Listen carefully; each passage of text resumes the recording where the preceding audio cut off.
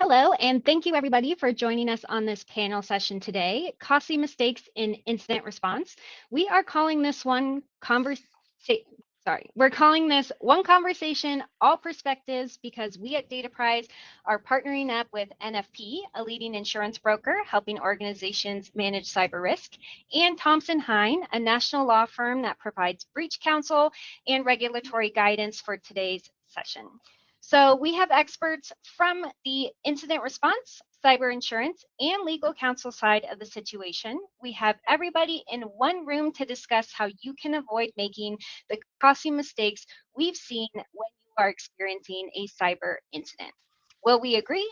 Will we not agree? You'll have to stick around and find out. And we have a great discussion ahead, but before we start, I have some housekeeping items to cover. First, we will aim to run about 60 minutes today. Second, this webinar is being recorded and you will get a copy of the recording and the slides after the event. And lastly, attendees, you are all in listen-only mode, but we do have a Q&A function, so please enter any questions that you have as we go. We are saving some time at the end to get to as many of those as possible. So with that, I'd like to introduce you to today's speakers. We have a lot of them, and they are all experts. So first, we have Courtney Maget. She is joining us from NFP, where she is Senior Vice President and Cyber Practice Leader. We also have with us Steve Stransky, who is a partner at Thompson Hine and co-chair of the Privacy and Cybersecurity. Then joining us from the DataPrize side, we have Dan Felsky, who is Senior Director of Incident Response, and also Nathan Phillips, who is the Associate Vice President of Cybersecurity. So we have four very relevant experts in the room. Between them, there are so many years of experience handling cyber incidents. And lastly, I'm not on the deck here, but my name is Stephanie Hamrick. I am the Senior Marketing Manager at DataPrize, and I will be the moderator for today's discussion. So next, I'll tell you very quickly about DataPrize for those who don't know us. DataPrize is a national managed services provider, and we actually recently just won MSP of the Year at the MSP 501 Awards from Channel Futures, which is very exciting. We have been providing IT services end-to-end for our clients across the United States since 1995.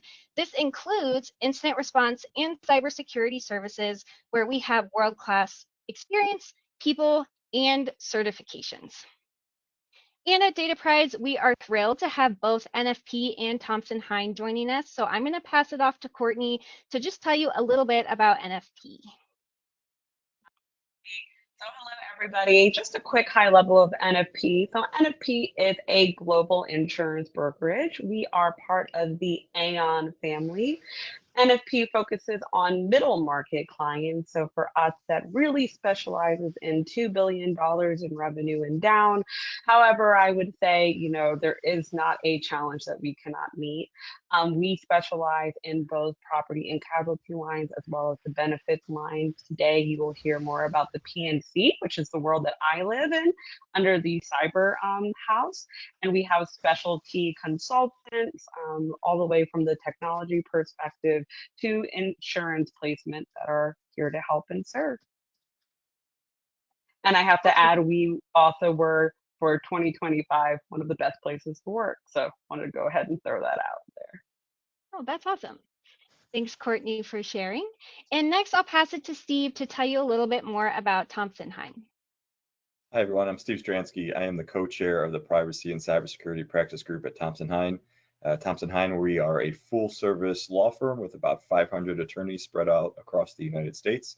And our Privacy and Cybersecurity Practice Group focuses on three different areas, primarily privacy compliance type of work, obviously data breach response work where we partner with insurance carriers, and then privacy-related litigation such as class action, data breach lawsuits, TCPA type of claims, and things like that. So it's great to be here. Thank you.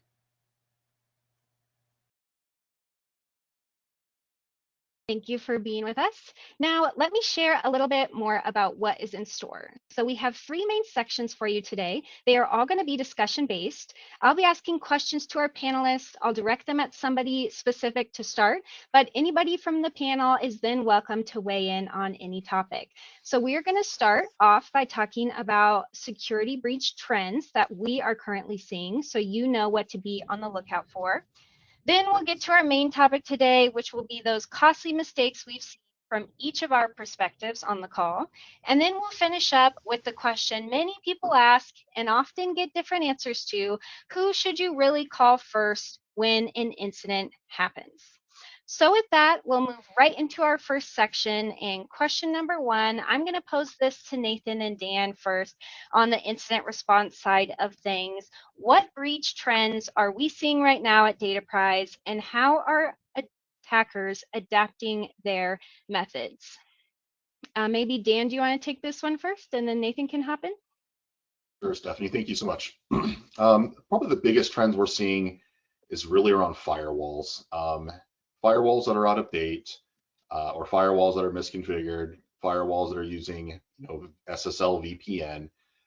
These seem to be the common tactics that threat actors are using to get into many organizations' networks and wreak havoc. So specifically around, and then also when you're upgrading your firewalls, not following the full directions of the vendor to ensure you're following their instructions correctly. Some of the things that are getting skipped are around changing passwords after upgrading, because there are other vulnerabilities there. So a number of manufacturers continue to post 0-day vulnerabilities around firewalls. That's kind of the big one right now that we're seeing in our scope. Additionally, we're also seeing some interesting threat actors are getting into hypervisors, so your VMwares, your Hyper-V servers, encrypting at that level, not even getting the server directly, but at the host level itself, encrypting those boxes, which basically renders all of the virtual servers that they're hosting useless until they're decrypted or rebuilt in some fashion. And then another area we're starting to see a little bit more action in is around cloud servers. So your Azure servers, your AWS servers, those that are misconfigured at the firewall level, the virtual firewall level, are being impacted by threat actors, and then ones that have tunnels that go directly to their on-prem environment. That's being used as a gateway as well to impact those areas. Yeah, I'll add there. I guess when you say recent or trends right now, going back even farther, we still see, a continued, business email compromise, focus on that, Dan and I's world is oftentimes in, the server side or infrastructure side, but, definitely cloud, O365, business email compromise. I'd say maybe over the last 5 years, a shift in trends. We didn't get a lot of data exfil previously. I've just, more and more, I think we're seeing more attackers jump right to exfil data because, I think general business awareness around ransomware, people are getting better at backups, getting immutable backups. And so, I think we'll continue to see, maybe I'm jumping the gun on future questions here, but I think we're seeing, a lot of data exfil and as far as, a trend goes, we're seeing a little bit more of that. Let's see. Still ransomware is, being deployed, but I feel like it's a secondary measure to collect money as opposed to getting data offsite and using that against the company to extort money from organizations.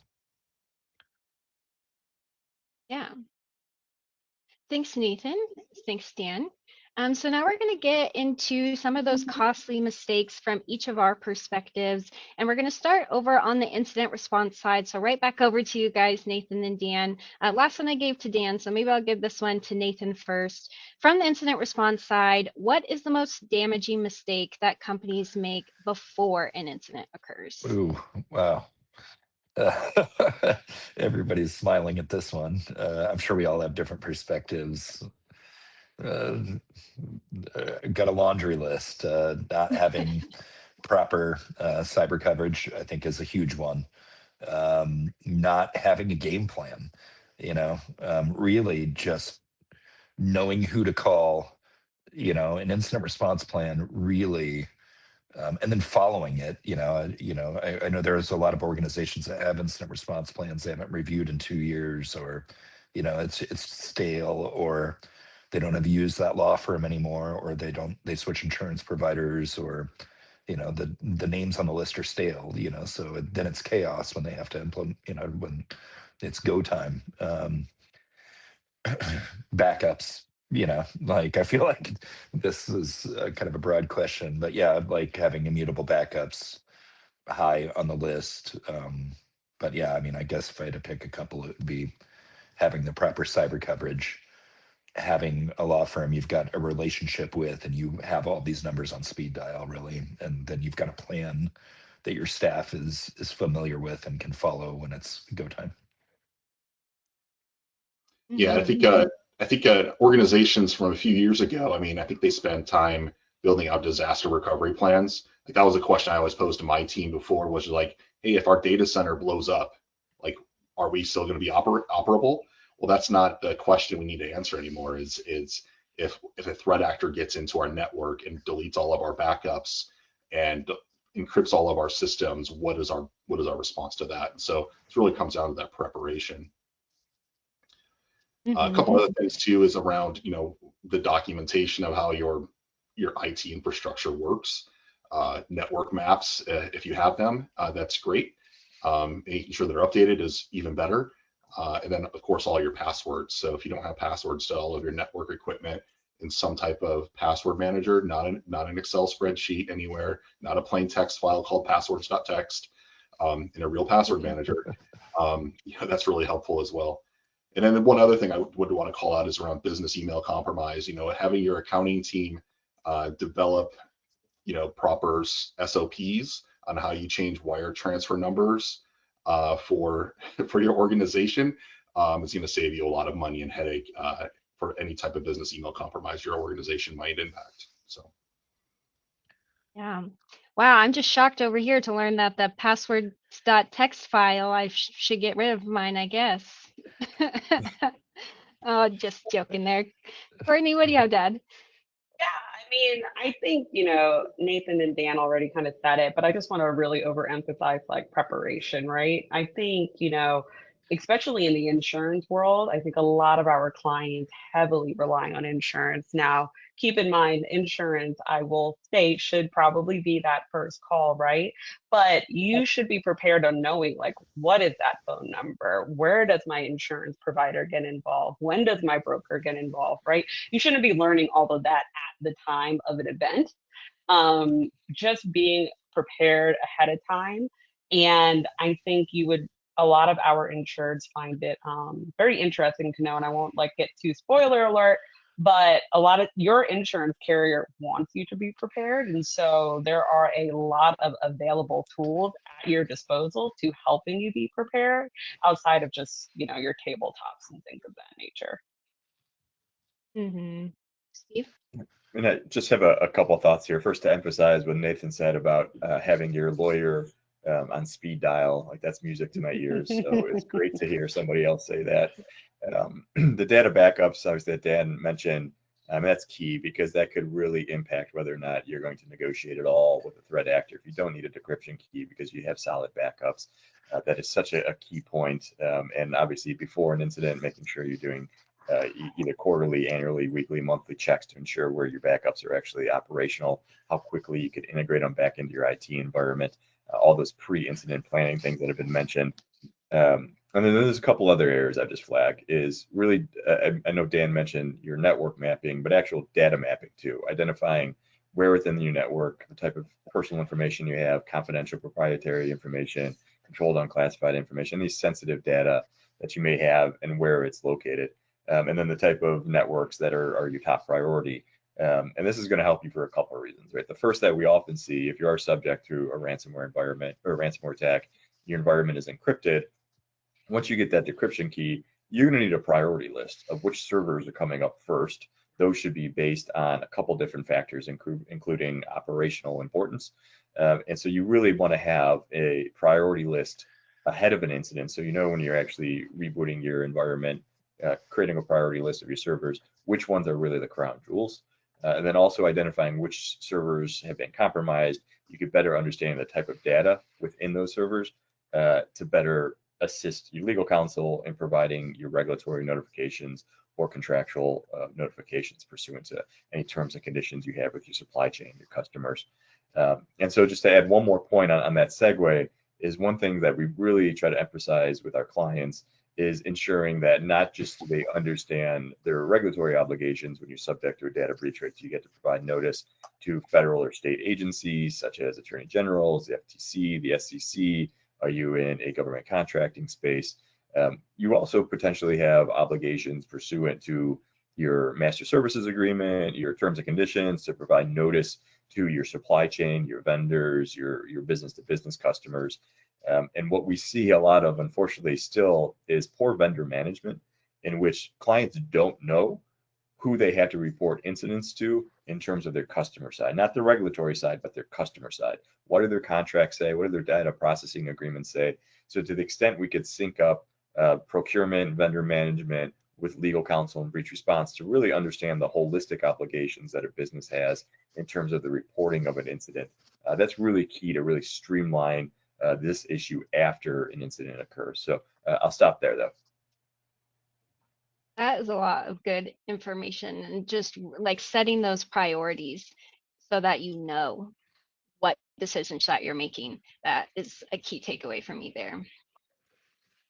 All right, so let's move on to our second question here on the incident response side. How important is it to select an IR provider rather than scrambling in the middle of an attack to find one? Well, it's the most important. No. Honestly, I think having some awareness around who it is, and part of the incident response plan, like really, ahead of time, whether, I think a lot of tabletop exercises focus on internal process, but I feel like it's an opportunity to meet, the different actors in your game plan. Kind of putting the band together and making sure the characters. I'm just mixing metaphors here all over the place, but I feel like it is important to kind of do a little bit of research and background. And I know insurance companies may have incident response firms they prefer to deal with or they're comfortable dealing with, but there are a lot of firms out there, not just ours, that I like to call frenemies. They're we grab drinks with them at Net Diligence and a lot of the different industry get-togethers, and a lot of fantastic firms out there.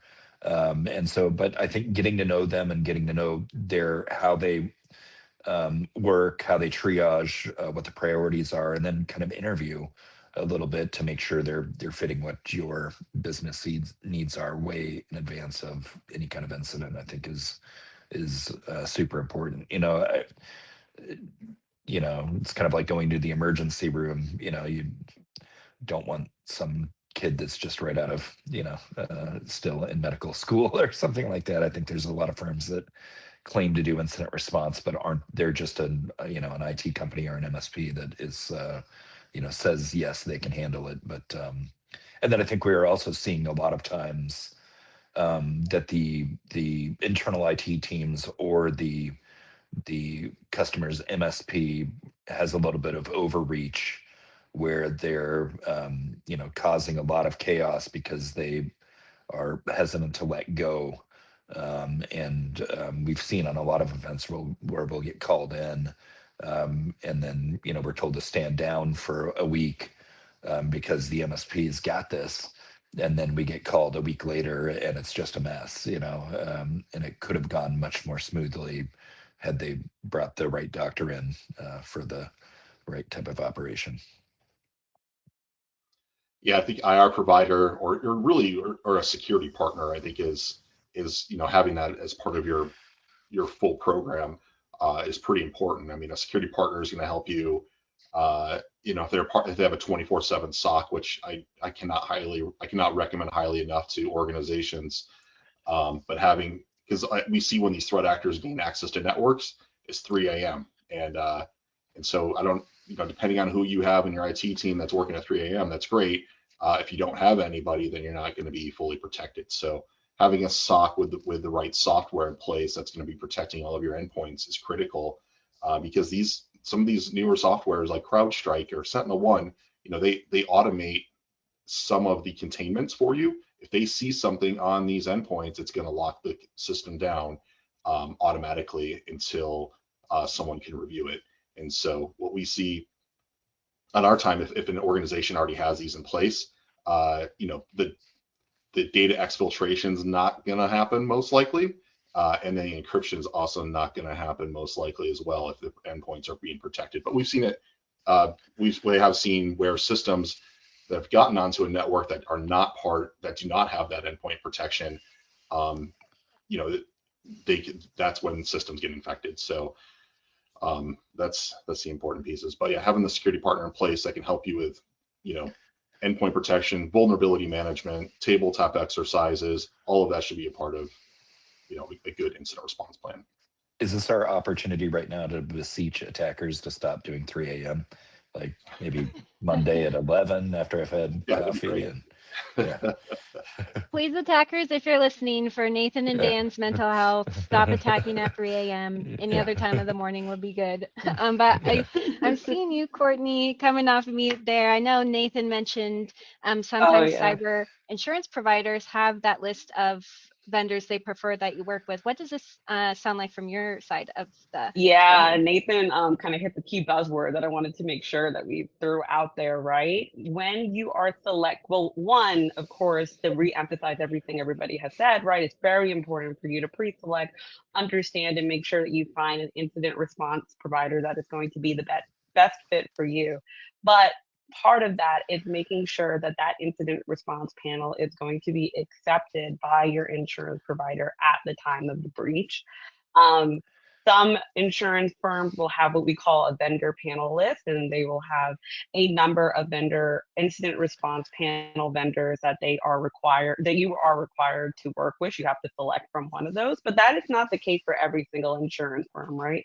So it's really important to work with your broker at the time of a renewal and say, hey, I know I want to work with Data Prize, right? Make sure that is vocalized up front. That way your broker can help make sure, right, that when the rubber hits the road, when an event occurs, right, you're going to be in a position when that insurance policy is going to not just support that incident response vendor, but pay for them, right? And I know that's what we want, right? So I wanted to make sure that I emphasize that. And the only thing I can add to this discussion is one of the reasons that it's important to have pre-selected IR firm is because of the independence that they'll bring to the investigation. Right. What we see, one of the issues that we see, unfortunately, is I think it was mentioned, most of the times when you have an MSP or an MSSP in place, they will be the first to identify the incident, try to triage it, identify, contain, and remediate. But there's also going to be concerns that they could potentially be liable for the incident, potentially by having negligent security controls or practices in place. And so by having the same organization do the investigation that led to the initial incident, you're really taking away the opportunity to bring in a fresh set of eyes and get an independent review of the incident, and to help identify whether or not there was potential negligence on the side of the MSP, which then there's potential remediation measures in place, including indemnification, maybe other contractual remedies. But having that independent view of the independent investigation is really important from a legal counsel perspective. So having a pre-selected IR firm who's different than your standard MSP will really help the investigation go a little bit smoother in terms of what remediation you have at the end of the incident. And if I can add one more thing, and I don't want to spend too much time because I know we're only on question two. But I think, a common theme that we're going to hear over and over again, right, is that every second counts when these things happen, right? They often happen at 3 in the morning or Friday on a holiday, right? Every moment is money, really. Time is money in these types of incidents, right? And I think a lot of times the last thing that you want to be doing, right, is calling up your insurance provider and then vetting IR firms at that time, right? It's so much better if you already know that your IR firm is going to be approved by your vendor.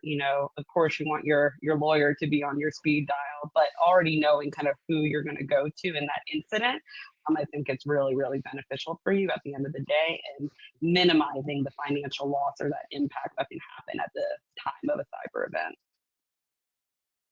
Mm-hmm. Yes, every second counts.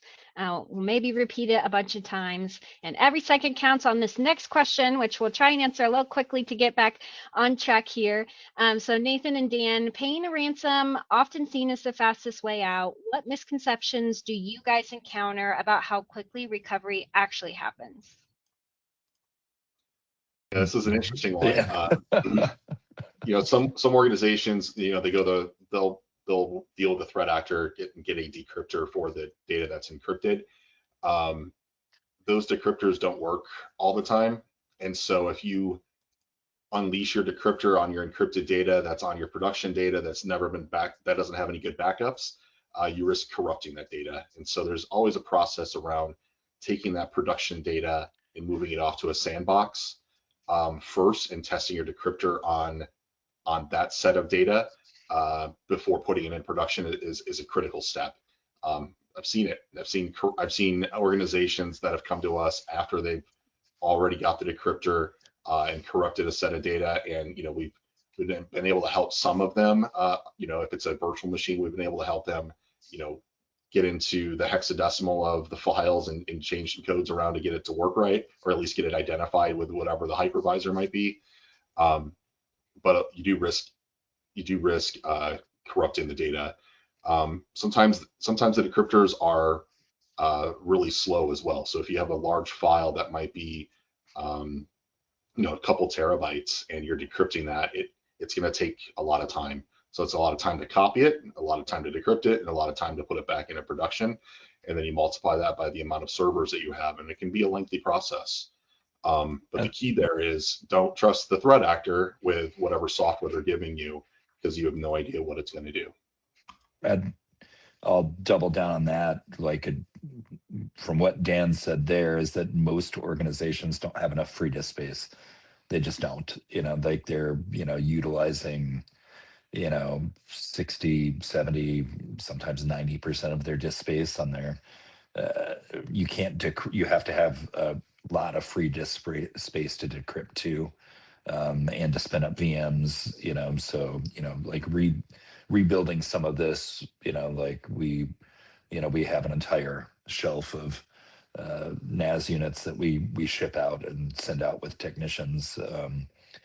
During events to make sure that it's very often overlooked. Okay, we're just going to recover. Outside of the technical side, I would say a lot of organizations, I feel like this is maybe a good analogy is like a surgery or something where you're having, the patient saved, but a lot of people don't realize how much time it's going to take to really kind of heal up. After the fact, I think, just things have been in disarray during the attack, and people think that they're just going to be able to flip a switch or make a ransomware payment and things are going to go back to normal. But, really making sure that things are secure and protected after the event. You don't want to trust attackers to not attack again.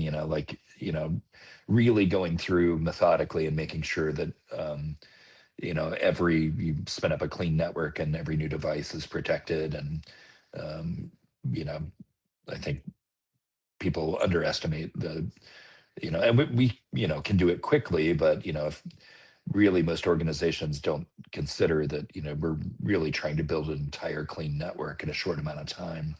And, they're, uh, we can get it done for sure, but I think expectations don't necessarily match a lot of times what the lift is, and what level of effort is going to be needed to get not just a perfectly secure network, but their entire infrastructure kind of rebuilt in a safe way. I can say in the insurance world, when I first started in insurance, there was always this notion of, well, the best client to have is a client who just had a ransomware attack. And then slowly that thought process started to change a little bit, right? Because of how many repeat offenders we saw when you just kind of turned on that, you paid the ransom and you just moved on, how many open gateways were then still out there, and that we were starting to see that, well, if you got hit once, there you probably were likely to get hit again, right? So I think that kind of goes to the point that Nathan and Dan are making.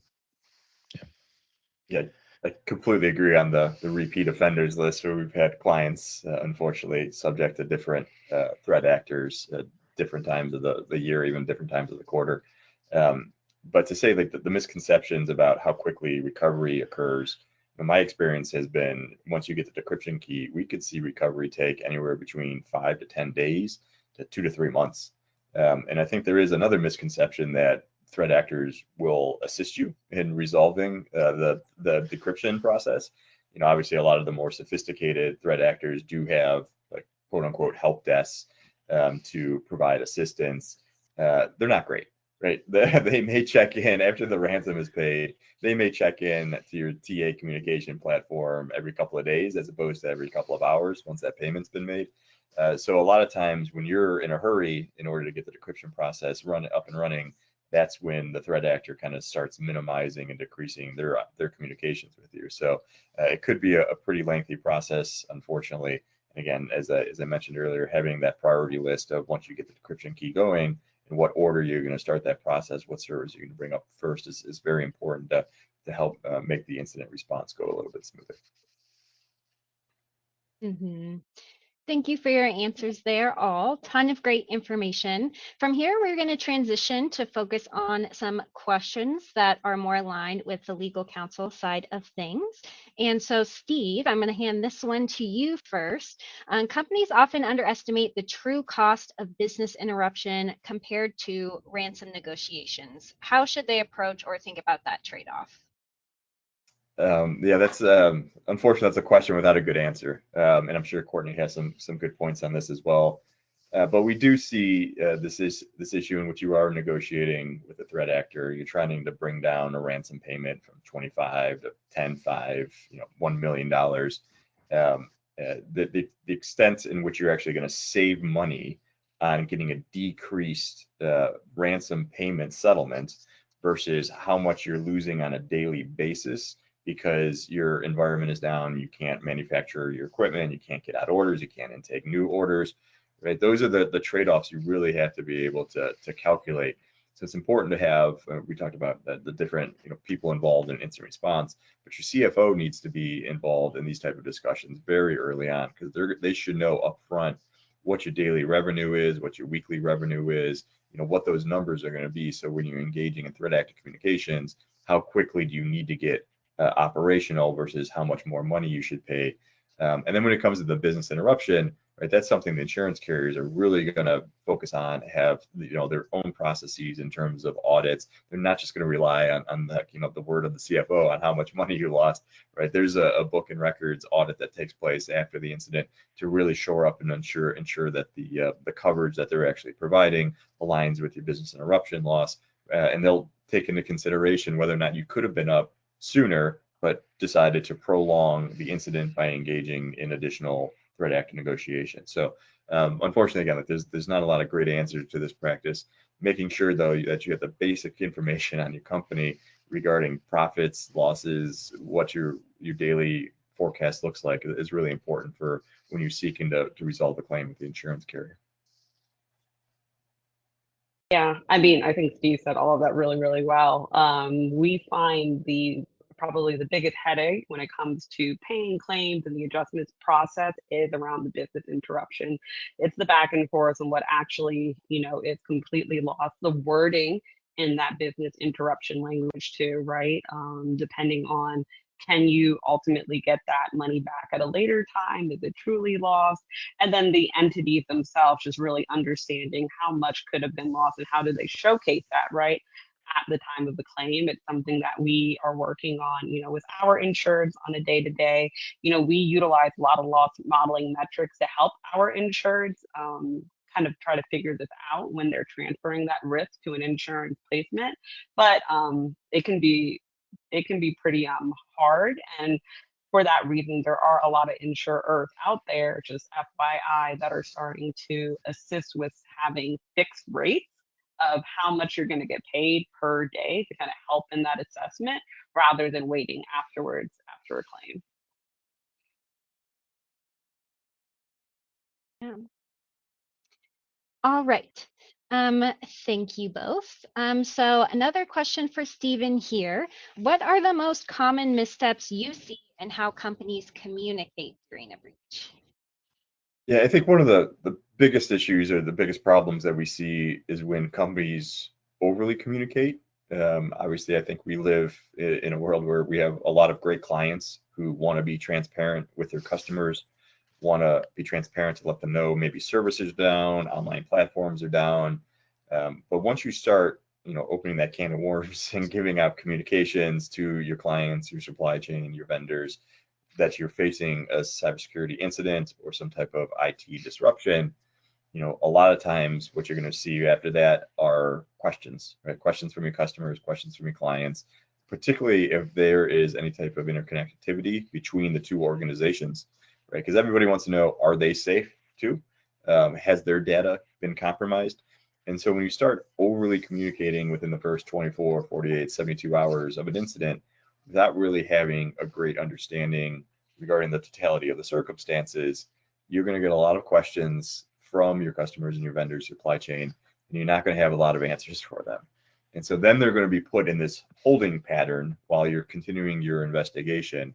And that could create some tension when it was the best intentions of trying to be overly communicative in the first instance. Right? The reason you want to be transparent is because you want to foster good relationships with your business partners, but there's certainly a time and a place to do that.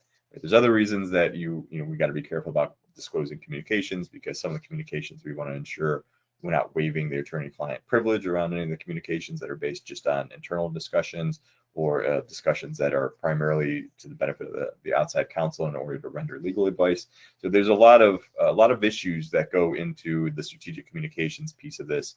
And so as we talked about, making sure you have a plan ahead of a time, making sure your incident response plan, you have a good PR firm, or you understand what your communication is going to be, who's the point of contact, who's even going to make the communications, what type of sign off you need on those, whether it's communications to your HR versus your external stakeholders.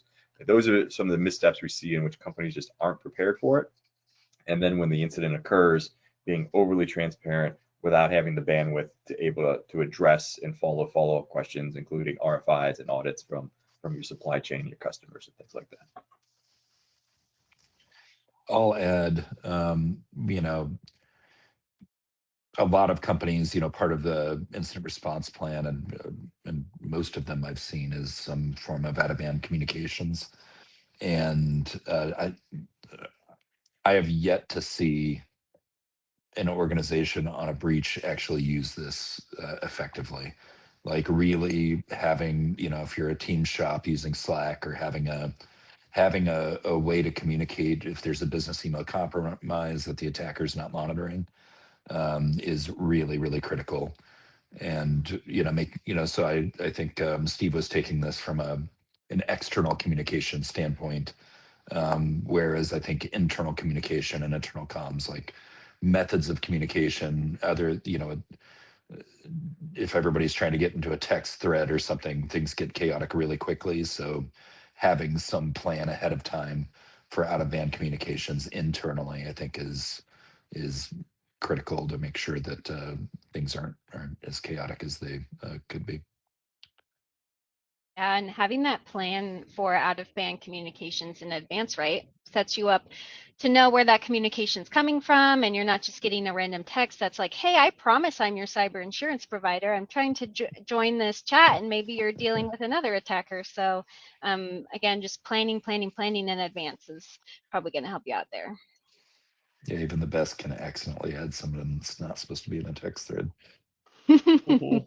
And I always say the one thing that we say, tell all of our brokers, if you're in an active incident and the insured asks to email your cyber insurance policy, I hate to break it to you, we're not going to email you that cyber insurance policy during an active event. Yep. And you can imagine why. Yeah. Yes. Lots of good food for thought there. So our last question for this section for Steve. Many organizations assume if they pay a ransom, they are shielded from regulatory issues. I believe this is not true. So tell us what the reality is. Yeah, so there's in the United States we have several different legal frameworks, one at the federal level and the state level, that regulate how organizations need to disclose whether or not they've been subject to a data breach. And all these regulations, unfortunately, they have different standards and different thresholds. So, for example, each U.S. state has enacted its own data breach notification law over sensitive personal information. So, if you're an organization and you have sensitive data on your employees, usually HR data, right? Tax information on their dependents, on enrollments in their benefits program, right? If that data has been compromised, then generally a U.S. state privacy laws require organizations to provide notice to those individuals within a certain amount of time frame. When you pay a ransom, oftentimes you'll get a quote unquote settlement agreement in which the threat actor will make commitments that they will suppress the data, they won't sell the information. Maybe they'll give you even instructions on how they got into your environment. Those type of confidentiality agreements from a threat actor generally do not necessarily preempt your legal obligations to provide notice, particularly when the legal regulation is based on whether or not there's been a compromise in and of itself to the data, whether there's been exfiltration of the data. It gets a little bit more complicated when potentially some of these data breach notification laws add additional thresholds such as harm requirements or threat of identity theft requirements that would be the trigger or implicate whether or not data breach notification takes place. But then on the flip side, you have other laws, particularly at the federal level, which require organizations to provide notice anytime the security controls to your information security environment have been compromised. And for example, that would lead to a business interruption, or that an investor would want to know because it would have a material impact on whether they're investing in your organization.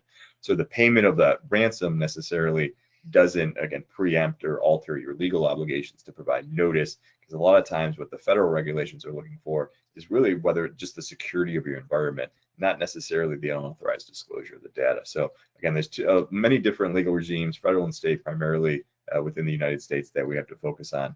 But the payment of the ransom itself is only one factor to consider on whether or not you have obligations to provide notice to federal or state regulators, such as attorney generals, or to individuals such as your employees or customers. Mm-hmm. All right, thank you, Steve. Definitely, that is something that is important to keep in mind when you're dealing with a breach. From here, we're going to focus on our last perspective, last but certainly not least, the cybersecurity insurance side of things. And I'm going to hand this next question directly to Courtney. And I think this really plays back to what you just mentioned about customers emailing and asking for their policy because they don't know the details. How often do you encounter businesses who aren't quite sure what their policy covers? And what is the risk, if you're not quite sure about your policy, of inaccurately reporting your exposure? Yeah, so there's a couple of ways to take it. So I will start with the last part. What's the risk of inaccurately reporting your exposure? And to frame that another way is, are you making sure that when you're in the negotiations with your insurance carrier, are you adequately articulating, what is your cybersecurity hygiene? What is your revenue? The areas in which we deem a cyber exposure.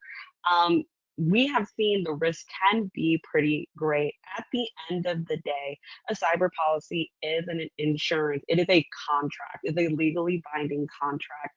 And the terms and conditions, along with the premium, are based upon the assumption that the insured is going to adequately, to the best of their knowledge, present their exposure in an adequate manner. If you are showcasing that exposure in an inaccurate manner, you have breached the terms and conditions of that contract, and that contract may not be valid.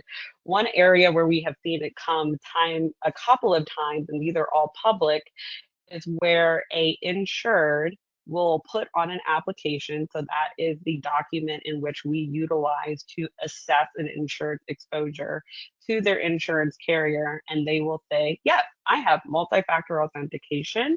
I have it for remote. I have it for email. I have it at different stages of privilege within my organization. A insurance claim will happen. We will determine in forensics that how did the bad actor get in easily? Oh, turns out you did not have multi-factor authentication. Well, at that point, that insurance carrier has well within reason to turn around and say, guess what? You actually don't have insurance because this contract is null and void, because at the time when we engaged in this insurance agreement, you said you have MFA.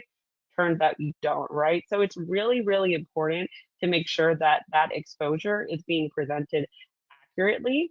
If you do not know, work with your insurance broker, right, to kind of help articulate that.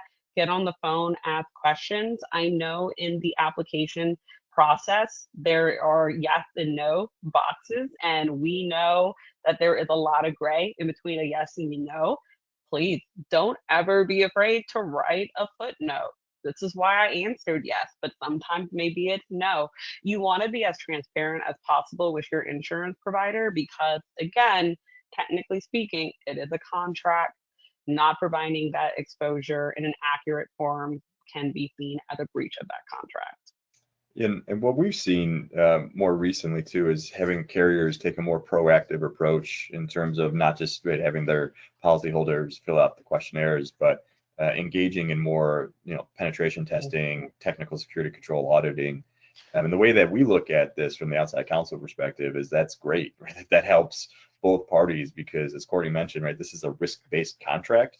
To the extent that both parties are minimizing their risk by enhancing their security controls, it's just going to lead to a better relationship, potentially more even comprehensive coverage, which again, the cyber insurance coverage is just one piece of the incident response, right? The idea is to have proper physical, administrative, technical security controls in place so you don't have to leverage your cyber insurance policy, right? The goal of all of this is to not be subject to a ransomware attack or business email compromise. We don't want to wake up Nathan and Dan at 3 a.m. if we don't have to, right? So right, this is the backup. The policy is the backup, and working with the carrier to ensuring that you have proper security controls then makes the contracting process go a lot smoother, makes your coverage look probably it's more favorable to you, release some of that risk from the carrier, and ultimately leads to a better relationship between all the parties.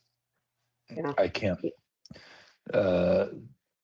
even estimate the number of times the CFO has forwarded us on a, insurance questionnaire to try to find, because, the CFO that's trying to fill out this doesn't have the experience on the cyber side, or, and these have gotten much more complicated, compared to 5, 3, 10 years ago. I mean, 10 years ago, it was just like, Yeah, 3 questions. Yes, exactly. So, they're getting more complex and, really helping, leadership at companies understand, the risks involved, and like really having kind of a knowing your customers' risk profiles and being able to explain to them the risks of not having 2FA on all the different systems. Oh, that's just internal. We don't need it. I think that's really our jobs, is letting them know what risk they're signing up for, helping them understand the risk, and so that they're not, because I've seen way too, especially 10 years ago, where it was, the CFOs would try to fill some of this out. Oh, you said we have, this system in place, right? And I'm like, wait, why are you asking? And Yep. always it's because of the insurance questionnaire. Hmm. like just real quick. And I'm like, can we please set aside some time to have a meeting about this so I can explain what they're asking and what the impact might be of it. So Yeah. And it's interesting. Insurance, we kind of describe it as becoming more of an active insurance than a stagnant insurance, right? And that the engagement with your insurance provider and the insured are becoming more and more hand in hand in a partnership. And I know from an insured perspective, it can be scary to like kind of just, let you see everything behind the veil. But I try to remind our insureds too, you're usually more than happy to do it on your property, right? You have somebody come in and they audit and the sprinklers and things of that nature, right? This is really your chance to kind of showcase that you are doing good things. And at the end of the day, too, we want to make sure that it's accurate for that exposure. And, we talked a lot about the second part of this question, Stephanie, to the first part of the question. How often do you encounter businesses who aren't sure what their policy covers? All the time. But the funny part of it, you would think it is that they are picking things in the policy which they would assume um, are covered and actually turn out not to be covered. I think a lot of the time the inaccuracy is that cyber insurance is not going to pay.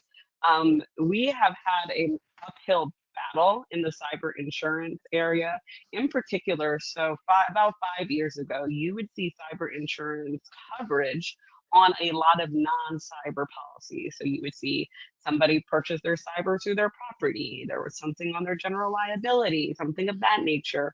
And all of a sudden we hit 2020 and these policies were really being tested. And all of a sudden in the news, you saw a lot of denial. This policy didn't pay the cyber, blah, blah, blah, blah, blah. And when you really look behind the hood or under the veil, you realize, well, this actually wasn't a cyber insurance policy where all these denials are coming from. The cyber insurance policy overall is a very broad policy. At its core, it's going to pay for any financial loss. It's covered by a defined cyber incident. And how do we define a cyber incident is really one of two buckets. It is either a data breach or a cyber incident, right? And that covers a lot that I think most people don't understand.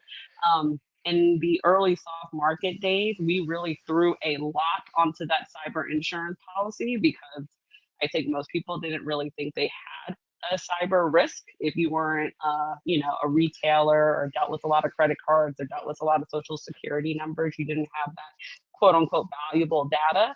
And at that point, the insurance companies were like, please buy me. So it turned out to have a very, very broad insurance policy. And not the brokers now, what I find what we're doing for the majority of our clients is how do we keep that policy as broad as possible and not allow any of those coverage clawbacks that we are seeing because we are in such a different landscape than we were 5 years ago. even though we're in a Yeah. different landscape, I have noticed that like so many different companies are so underinsured when it comes to cyber. Yeah. They're just like a lack of awareness around how, what it's going to take to get back up and running, and the lift That's a required, big the one. level of effort, and so I think that's been a real struggle is to kind of a general awareness. I feel like every CFO is minimizing how much, time it'll take to get back up. And anytime there's any hiccup, a CEO is, screaming about how much money they're losing per hour of downtime. So, Mhm. I think really getting everybody on the same page and, really having you know, um, an agreement about what, like we said earlier in the conversation of, loss of uh, revenue per day really looks like for an organization. Yeah, understanding that risk and understanding that it can happen even if you have world's best CISO, right? And best managed service provider, right? There are still people that are part of your organization that can always accidentally click on something. Things can still happen, right? And that's why That's why I've still got a job, right? All of us. Mhm. All right. This next question I think is the easy one. We'll try and get to it quickly so we can get to a couple other of these ones. So Courtney, why is it important to involve your insurance broker in tabletop exercises and response planning? Yeah, I think we kind of hit this in a number of different ways already, right? I mean, at the end of the day, your insurance is going to be a really big critical factor in the time that you have an event, right? It's going to be that quarterback. It is going to engage your data breach coach, your incident response planner, right? And knowing when, how that insurance policy is going to work at the time of the claim is really integral. So while you're practicing, right, why not bring in the expert to help you navigate that and have a playbook in place before something actually happens? Hmm. Well said. And All right. yes. Oh, go ahead. Oh, and all I was going to say with that NFP, we are always happy to sit in on your tabletops and help you. That's all. Perfect. All right. So our third question here for you is why is it important for organizations to understand what qualifies for coverage as a breach? Sure. So, Steve might laugh. We're not going to say breach. We're going to say a cyber event. We're going to go away from the breach word. But I mean, I think it's really important, right? Because like I said earlier, that cyber policy is actually really, really broad. You know, when I am defining what the cyber policy covers, I always say, you know, two buckets: a security incident or a data, we're going to say breach, data breach or a data compromise. And the reason that I put that first or the second bucket all the time is that a data breach does not necessarily have to do with ransomware or infiltration of a network or something of that nature, right? A breach can be any compromise to sensitive or personally identifiable information. If you've heard me talk before, I always use the example. I had a client in the past, they were a healthcare organization, and a person working for that organization accidentally put the diagnoses of patients on the outside of an envelope and mailed that out. That is a cybersecurity event. Even though that had nothing to do with the bad actor that wakes up Dan and Nathan at 3 in the morning, right? And that would be covered by your cyber insurance policy because it's going to, you know, pull in Steve and his team. There are notification and privacy and regulatory issues that type of event sparks. Back in the day, the big one was, you know, you go and you work at Starbucks and you leave your laptop on the table and maybe it's got everybody's social security numbers on it and then somebody steals it and it's sitting right on top of your Excel spreadsheet on your desktop, right? These are triggered cyber incidents that does not necessarily have to do with a malware or a bad or third actor infiltrating that network. So one of the things that we see too is usually the insurance coverage is to make our clients whole again, right, prior to the incident. Yeah. It's not to provide new free services.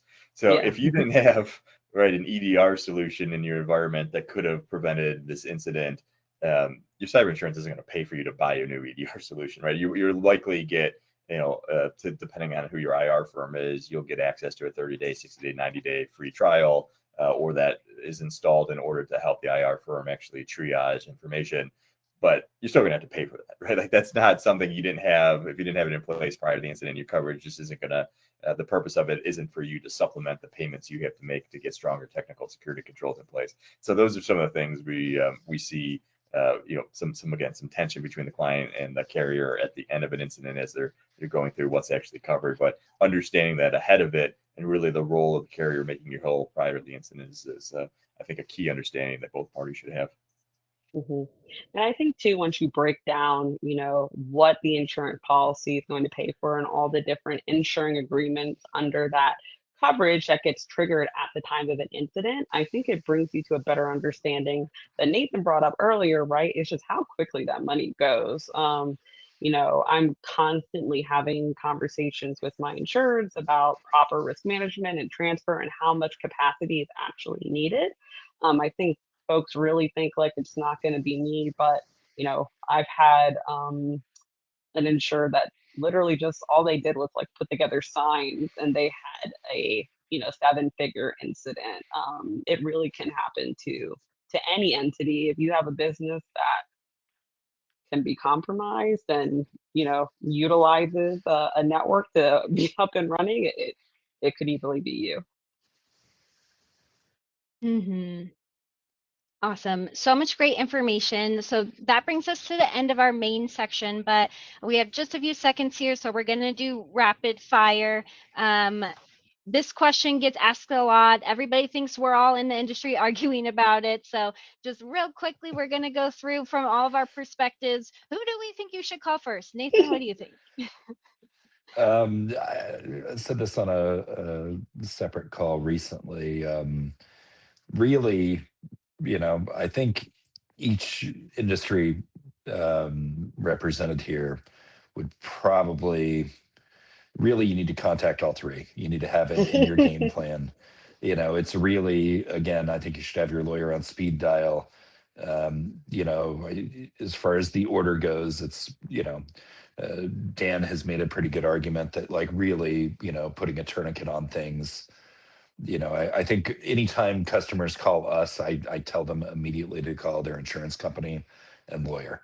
You know, like, hey, like, you know, and the funny thing is like, it's like the stages of grief. You know, I think there's like, they try to minimize things. I think that the gut reaction is, you know, kind of disbelief a lot of times, or trying to minimize things. And well, we shouldn't have to do a claim. It's just a few computers we think are, you know, like, we'll just get it contained. And call your insurance company, call your lawyer. You know, it helps that we've got, you know, sometimes the ability to start locking things down while those conversations are being had. But that's my answer, all three at once, if you have three phones. Dan, how about you? Will you have a similar non-answer?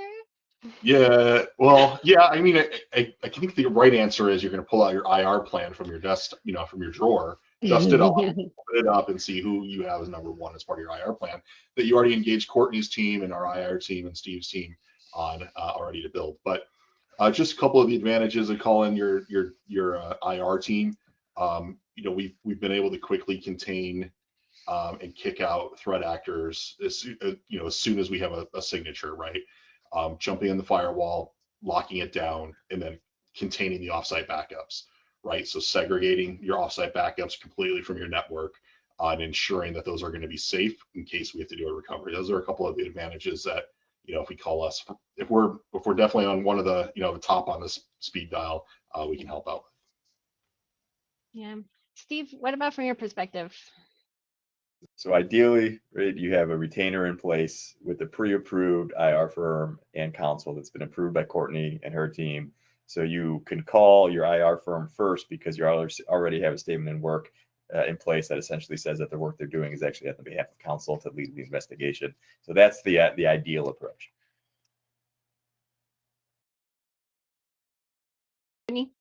Yep, I'm going to agree with that. I think a lot of times we say call your insurance carrier first, but the reason that most people say call your insurance carrier first is because most clients have not done the proper preparation to know who to call at the time of an incident, right?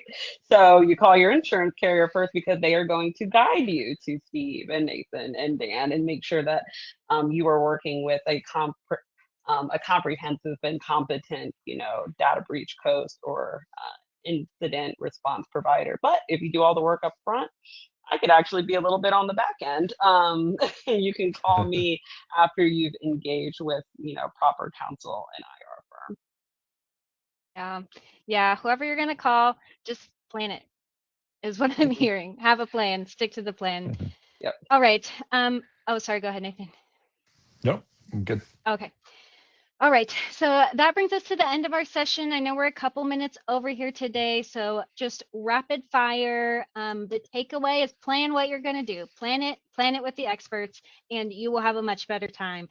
If you need some experts on your team, Data Prize can help you prepare for, respond to, and recover from cyber threats. Thompson Hine can help you create a plan for navigating complex cyber incidents. And of course, their regulatory guidance and breach counsel can get you through.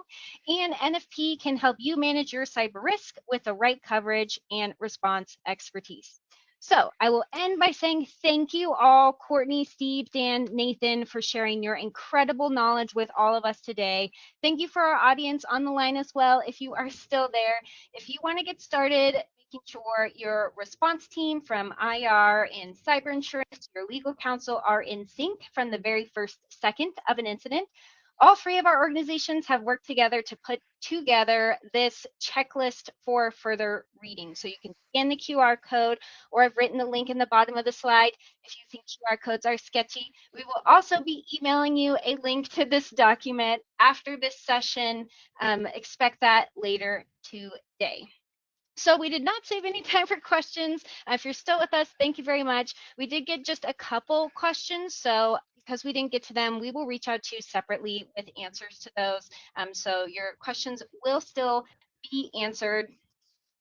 And I will just close this out here with a thank you again to all of our experts. And one last thank you to our audience for joining us. Special brownie points for staying 6 minutes late. And we hope you each learned something new from today's event. And we hope to see you on the next one. Thanks, everybody. Thanks, everybody.